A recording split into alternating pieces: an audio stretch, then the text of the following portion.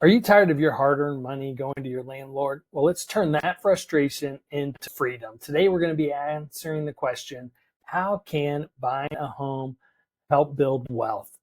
Now, we're going to be using Rockwall, Texas as an example, but these wealth building principles work everywhere. We're going to be looking at 4 ways that buying a home can help you build wealth, and number 3 is my favorite. But first, let's start by defining some terms, make sure we're on the same page. The first term we want to talk about is net worth.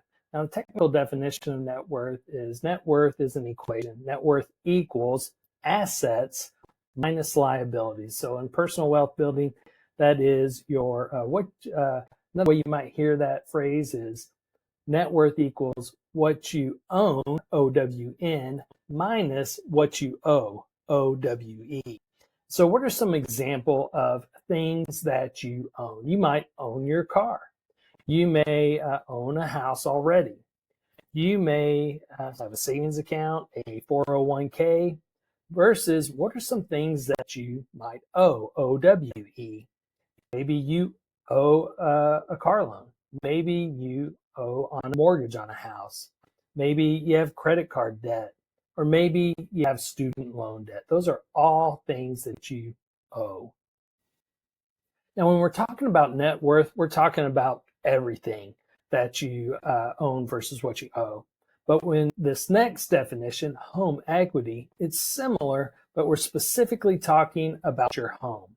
And so home equity equals what the market value or what you could sell your property for in today's market minus what you owe on the mortgage. So market value minus mortgage equals home equity. Now, when we look at those factors, it might help to use an example. So let's say the market value of your house is $400,000 and you still owe $300,000 on your mortgage.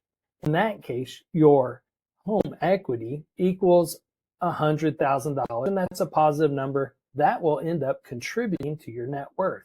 Now, unfortunately, it's not uncommon in the US for people to have a negative net worth, even though they might have home equity that contributes positively to net worth.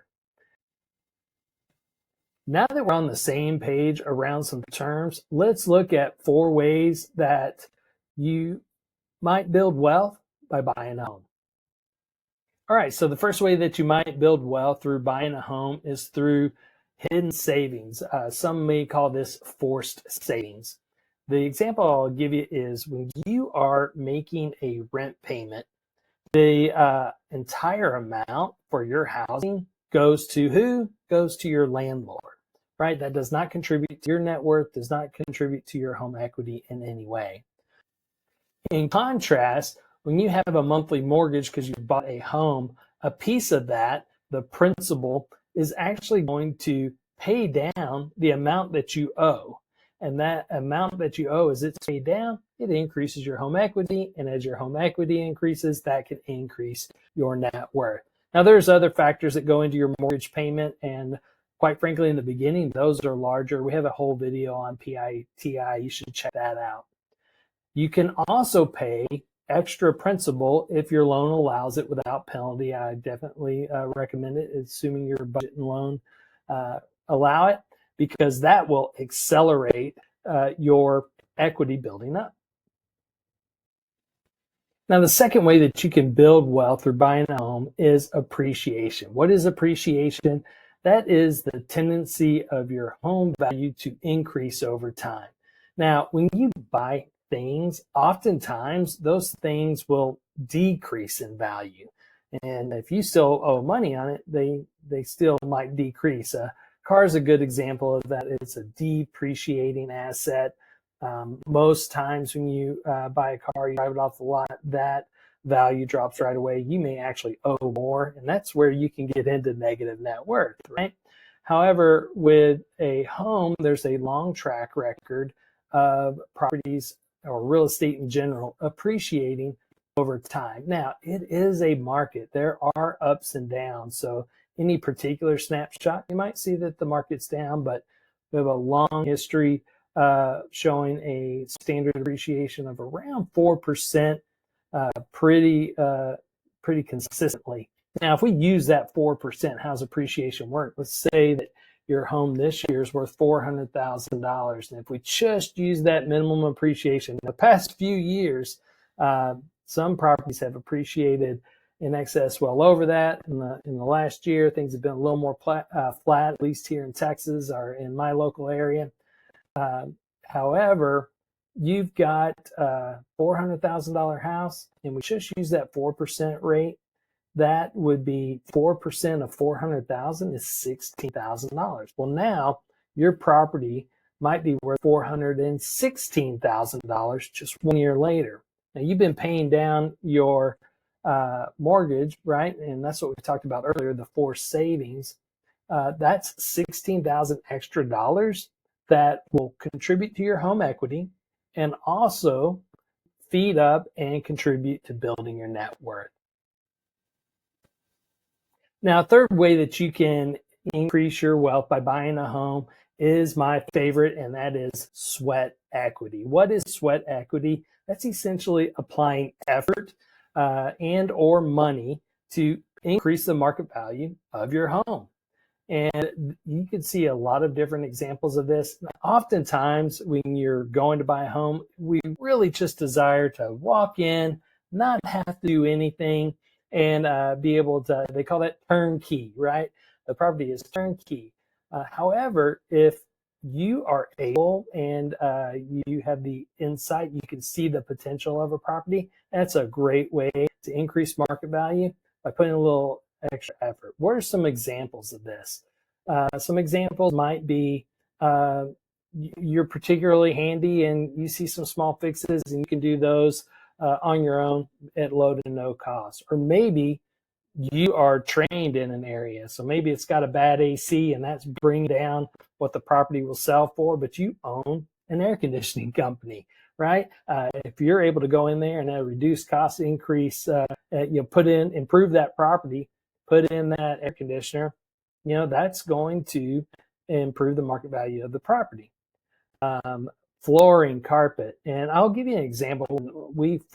Our first property that we bought, it was in Florida, and the carpet was old, it was ragged, but it met loan requirements, right? They seriously needed some paint. There were some problems with the pool. However, we were happy to kind of take on those projects, even though we weren't very handy, right? And so by making those improvements, one, it improved the quality of the home that we moved into because we did the flooring right away, we did the paint over time, and made it kind of how we wanted to live. And those things were a good way to bring up the market value of the property. Another thing we did is there were some blemishes on the pool. It was swimmable, right? However, it was a distraction, right? And we were able to get that fixed. It cost us a little bit of money. Now, we didn't necessarily get all our money back on that fix. However, we had the enjoyment and the niceness of knowing that we had made those improvements and enjoyed those. Another easy thing for a lot of people is landscaping. So landscaping can do a lot to improve the curb appeal of your property, your enjoyment of it, but also bring up the value. And if you're able to do that work and or spend a little bit of money to improve those things, it can bring up the market value overall, increasing your home equity and thus increasing your net worth. Now let's look at a fourth way that buying a home may help you build wealth, and that is through mortgage freedom. Now, what do I mean by that? Mortgage freedom is when you owe nothing on your mortgage. Now, before you think, oh, that's impossible, you never get your home paid off, over a third of properties in the United States are owned free and clear or owned without a mortgage. So it is definitely possible, and there are people who do it every day. There's even a large amount of people who buy properties 100% cash. Now, I want to be completely transparent with you here. When you pay off your mortgage, you still have a housing cost. You still have utilities, taxes, and insurance. Those you're probably still going to want to pay, or you definitely need to pay the taxes unless you want to give the government your property that you worked so hard to pay off. However, the amount of security that comes from owning your own house and the amount of financial flexibility it gives you is immense. I can't overstate that. And what could you do with that extra money, right? So what would you do with an extra $1,500 a month, an extra $2,000, $2,500 a month? How could you use that income you still have, and now that you don't have a payment, how much could you accelerate your wealth building? If this has got you excited about building wealth, then but the whole idea of buying a home seems a little overwhelming, you should check out my video on 4 simple steps to get started. Talk to you soon.